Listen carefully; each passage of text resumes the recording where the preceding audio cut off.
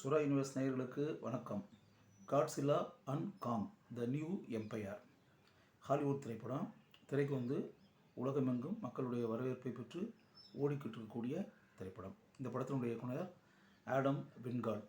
இதில் பெருமைப்படக்கூடிய ஒரு விஷயம் என்ன அப்படின்னா, இந்த காட்ஸில்லா அண்ட் கிங்காங் இந்த இந்த கதாபாத்திரங்களை வைத்து தொடர்ந்து படங்களை பண்ணின்றது ஒரு மிகப்பெரிய சாதனை. இப்போ உதாரணத்துக்கு காட்ஸில்லா ஃப்ரான்ச்சைஸ் அப்படின்னு இருக்கு இல்லையா, அதில் இது 38வது படம், 38th மூவி. அதேமாதிரி கிங்காங் ஃப்ரான்ச்சைஸில் இது 13வது படம். யோசித்து பாருங்கள். இதில் இன்னொரு விஷயம், ஒரு தகவல் அப்படின்றது என்னென்னா, இப்போ நான் 10 வயசில் 5ஆம் வகுப்பு போடி நாயக்கனூர் அப்படின்ற ஊரில் நான் படிச்சுக்கிட்டு இருக்கும்போது கிங்காங் அப்படின்ற திரைப்படம் அங்கே ஓடிக்கிட்டு இருந்துச்சு. அதாவது அப்போ நான் சின்ன பையனாக இருக்கும்போதே இந்த கிங்காங் இந்த படம் அப்போவே ஓடி மக்கள் மத்தியில் வரவேற்பு பெற்று, இந்த கிங்காங்ன்ற பேர் என் மனசுக்குள்ளே ஆழமாக பதிந்து, இப்போ கிங்காங்ன்ற பேர் எல்லாருக்குமே தெரியும். யோசிச்சு பாருங்கள், ஒரு கதாபாத்திரத்தை பொதுமக்களுடைய உள்ளங்களில் ஆழமாக பதிய வைத்து அப்படின்ற ஒரு காரியம் இருக்கு பாருங்கள். அது எத்தனை ஆண்டுகளாக நடைபெற்று கொண்டிருக்கிறது, அது யோசிச்சு பாருங்கள். 50 ஆண்டுகளுக்கு மேலாக அப்படின்னு. அப்போ இன்றைக்கி வர அந்த கதாபாத்திரம் கிங்காங்காக இருக்கட்டும், காட்ஸில்லாவாக இருக்கட்டும், இந்த மான்ஸ்டர் கதாபாத்திரங்களை மையமாக வைத்து திரைப்படங்களை உருவாக்குவது அப்படின்றது எப்படிப்பட்ட விஷயம் உண்மையாகவே. இன்னும் சொல்ல போனால் இந்த படம் இந்த படம் திரைக்கு இப்போ ஓடிக்கிட்டு இருக்கு இல்லையா, காட்ஸில்லா அண்ட் காங். இது ஜென்ரலாக மான்ஸ்டர் மூவி அப்படின்ற அந்த ஜானர் அப்படின்றாங்கள்ல, அப்படி வரும்போது இதில் ஆக்சுவலாக மேக்கிங் இருக்கும், அது அடுத்த மேட்ரு. ஆனால் அதில் பல விஷயங்கள் இல்லாஜிக்கல் அப்படின்னு இருக்கும். காதல் பூசுத்துற மாதிரி பல விஷயங்கள் அப்படி இப்படின்ற அந்த படம் மேட்டர் இருக்கிறதுனால பல நேரங்களில் பொதுவாக பொதுமக்கள் இந்த படத்தை அப்படியே திரண்டு கூட்டம் கூட்டமாக அப்படியே குழந்தைகளோடு அழைச்சிட்டு அப்படியே அமர்ந்து ரசித்து குதூகலமாக பார்த்து தலையில் வைத்து கொண்டாடி அப்படின்ற மாதிரி உலகமெங்கும் நடந்து கொண்டு இருந்தால் கூட, எனக்கு பொதுவாக இந்த மான்ஸ்டர் மூவிஸ் அப்படின்னு வரும்போது பொதுவாக நான் கொஞ்சம் அவாய்ட் பண்ணுவேன் பார்க்குறதுக்கு. எனக்கு கொஞ்சம் ரியலிஸ்டிக் ஃபில்ம் மேக்கிங் அந்த மாதிரி படங்கள், கொஞ்சம் சீரியஸான சப்ஜெக்ட் வச்சு படம் பண்ணி அப்படி இப்படின்ற மேட்டர்கள் தான் பொதுவாக எனக்கு பிடிக்கும். அப்படி இருக்கக்கூடிய ஒரு சூழலில் இதை இந்த படத்தை கூட ஆக்சுவலாக இது ஒரு பெரிய வெற்றி படம்ன்றது தெரியும். மக்கள் அப்படியே கூட்டம் கூட்டமாக படத்தை பார்த்துக்கிட்டு இருக்காங்கன்னு தெரியும். இப்போ நானே திரையரங்கில் போய் இந்த படத்தை பார்க்கலாம்னு சொல்லி போகும்போது ஃபுல்லாகவே காட்ஸில்லா காட்ஸில்லா காட்ஸில்லா காட்ஸில்லான்னு சொல்லிட்டு கேட்டு வந்துக்கிட்டே இருப்பாங்க. ஆண்கள், பெண்கள், இளைஞர்கள், இளம் பெண்கள், கல்லூரி மாணவர்கள், மாணவிகள், நடுத்தர வயதில் இருக்கக்கூடியவர்கள், குழந்தைகளோட இருக்கக்கூடிய குடும்பத்தை சேர்ந்தவர்கள், அப்படி இப்படின்னு வரும்போது சின்ன பசங்க, அப்படி வரும்போது இந்த படத்துக்கு எந்த அளவுக்கு வெறி பிடித்த அளவுக்கு ஒரு கூட்டம் இருக்கிறது அப்படின்றது எனக்கே தெரியும். தெரிந்தால் கூட நான் மற்ற திரைப்படங்களை பார்க்கலாம் அப்படின்ற மாதிரி மனசுக்குள்ள நினைப்பேன். ஏதோ இந்த மான்ஸ்டர் மூவியை நம்ம பார்க்கணுமா அப்படின்ற மாதிரி மனசுக்குள்ள நினச்சி முடிஞ்ச அளவில் பார்க்காம கூட இருப்பேன் அப்படிங்களேன். அப்படி இருக்கக்கூடிய ஒரு சூழலில் இந்த படத்தை பார்ப்போமே அப்படின்னு நினச்சி, மான்ஸ்டர் மூவி நம்ம பார்த்து ரொம்ப நாள் ஆச்சு, இந்த படத்தை பார்க்கலாமே அப்படின்னு சொல்லிட்டு போய் பார்க்கும்போது நான் உண்மையாகவே ஆச்சரியப்பட்டுட்டேன். இப்படியெல்லாம் ஒரு ஃபில்ம் மேக்கிங் பண்ண முடியுமா? அதுதான் இப்போ லெஜெண்டரி பிக்சர்ஸ் அப்படின்ற ஒரு நிறுவனம் இந்த படத்தை தயாரிச்சிருக்கு. இந்த படத்தை உலகமெங்கும் திரைக்கு கொண்டு வந்திருப்பது வார்னர் பிரதர்ஸ் பிக்சர்ஸ், வார்னர் பிராஸ் அவங்க தான் கொண்டு வந்திருக்காங்க. இதில் உண்மையாகவே இந்த படத்தை எப்படி பண்ணாங்கன்னு எனக்கே தெரியல. அதாவது இப்போ அவதார் படம் பார்க்கும்போது ஒரு புதிய உலகத்திற்கு போய் வந்த உணர்வு அப்படின்றல, அது மாதிரி இந்த படத்தை பார்க்கும்போது பல உலகங்களுக்குள் சென்று வந்த உணர்வு. இதை எப்படி எடுத்தாங்க, எப்படி பிக்சரைஸ் பண்ணாங்க, இதை எப்படி how these people they have made this movie, எனக்கு ஆச்சரியமாக இருக்குது. இதை எப்படி பண்ண முடியும்? 3D film, 3 dimensional picture, 3D எஃபெக்டில் அப்படியே பார்க்கும்போது நமக்கே பிரம்மாண்டமாக இருக்குது, ஆச்சரியமாக இருக்குது. அது ஃபில்ம் மேக்கிங் எவ்வளவு பெரிய உயரத்திற்கு சென்று இருக்கிறது அப்படின்றத நம்மளால் உணர முடிகிறது.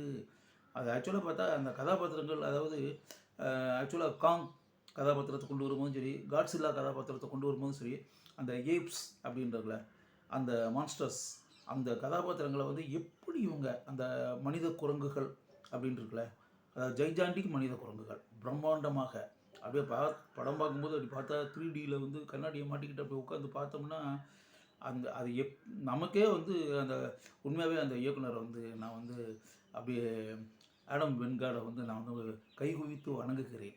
இப்படிப்பட்ட ஒரு படத்தை இயக்கியதற்காக. ரெண்டாவது அந்த டெக்னிக்கல் டீம், ஒரு கேமராமேனாக இருக்கட்டும், சிஜி பண்ணவங்களாக இருக்கட்டும், எஃபெக்ட்டுகள் பண்ணவங்களாக இருக்கட்டும், ஸ்பெஷல் எஃபெக்ட் பண்ணவங்களாக இருக்கட்டும், விஎஃப்எக்ஸ் பண்ணவங்களாக இருக்கட்டும், யோசித்து பார்த்தா சிஜி, எனக்கு கிரேட் பீப்புள் உண்மையாகவே. எடிட்டிங்லேருந்து எல்லாமே, art direction, every thing all technicians, தொழில்நுட்ப கலைஞர்களுடைய அபாரமான தொழில்நுட்ப அறிவு.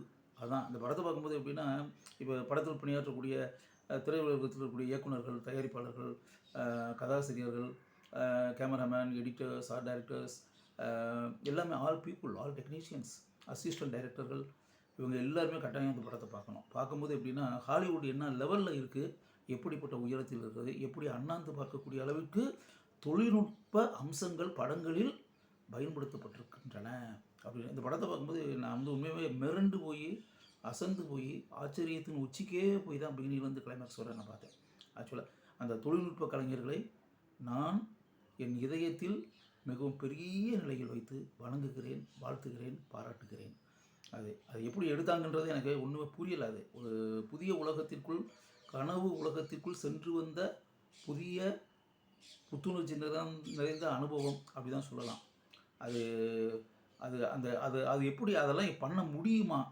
அதாவது ஒரு வகையில் பார்த்தா ஓஷோவை சொல்லுவார் பொதுவாக, மனிதர்களே கிட்டத்தட்ட கடவுள்கள் தான். கடவுளுடைய வேலை என்ன? படைக்கும் தொழில், படைப்பது, உயிர்களை படைப்பது, செயல்களை படைப்பது, புதிய உயிரினங்களை படைப்பது, புதிய புதிய புதிய புதிய புதிய விஷயங்களை எல்லாம் படைப்பது, கிரியேஷன். அதான் கடவுளுடைய வேலை. அந்த வேலையைத்தான் மனிதன் செய்கிறான். He is creating so many things in the world. விஞ்ஞானிகள்லேருந்து, ஆராய்ச்சி அறிஞர்கள்லேருந்து, அறிவியல் வல்லுநர்கள்லேருந்து எல்லாருமே கம்ப்ளீட்டாக வந்து தொழில்நுட்ப கலைஞர்கள்லேருந்து எல்லாமே படைப்பாளர்கள், படைப்புகளை உருவாக்குவர்கள், புதிதாக படைத்து கொண்டே இருப்பவர்கள். அந்த வகையில் பார்த்தா இந்த படத்தில் பணியாற்றிய தொழில்நுட்ப கலைஞர்கள் இருக்காங்கள்ல, அவங்க எல்லாருமே இதில் வரக்கூடிய கதாபாத்திரங்களை, ஏராளமான கதாபாத்திரங்களை படைத்திருக்கிறார்கள். They are equal to gods, கடவுளுக்கு இணையானவர்கள் அப்படின்றதான் உண்மை. அந்த கதாபாத்திரங்களை எல்லாம் அவங்க எப்படி படைத்தார்கள், எப்படி கற்பனை பண்ணினார்கள், எப்படி உருவாக்கினார்கள், எப்படி படத்தில் இடம்பெறும் வகையில் செய்தார்கள்,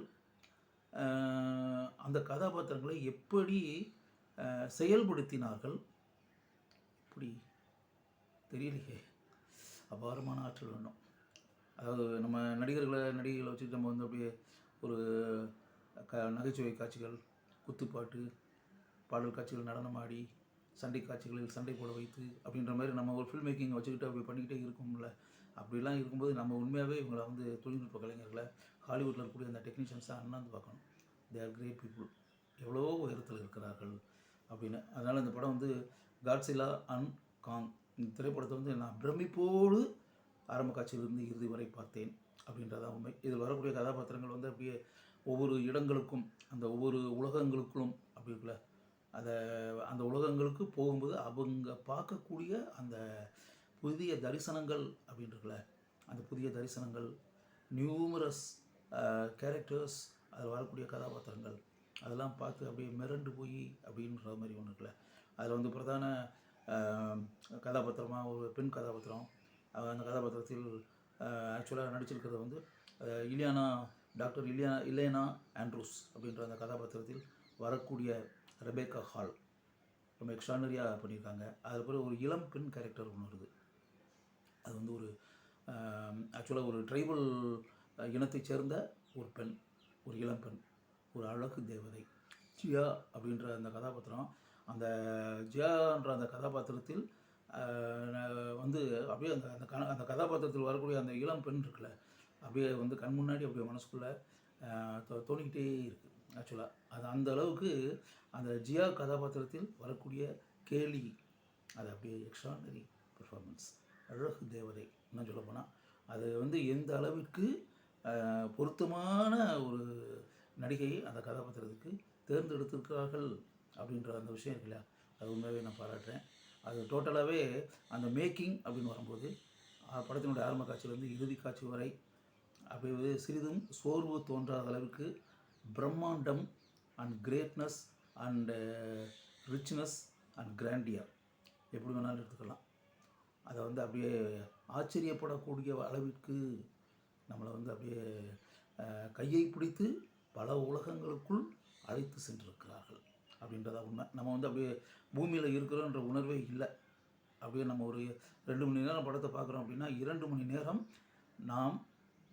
நமக்கு தெரியாத, நாம் இதுவரை பார்த்திராத நாம் இதுவரை கேள்விப்பட்டிராத, நாம் இதுவரை சென்றிராத பல மாறுபட்ட வித்தியாசமான புதிய உலகங்களுக்குள் நாம் சென்று நியூ வேர்ல்டு அப்படின்னு சொல்லலாம். புதிய உலகங்கள், பல புதிய உலகங்களுக்குள் சென்று அங்குள்ள கதாபாத்திரங்களை சந்தித்து அங்குள்ள உயிரினங்களை பார்த்து அந்த உயிரினங்களின் செயல்களை பார்த்து ஆச்சரியப்பட்டு நாம் திரும்பி வருகிறோம் அப்படின்னு தான் நம்ம சொல்லணும்.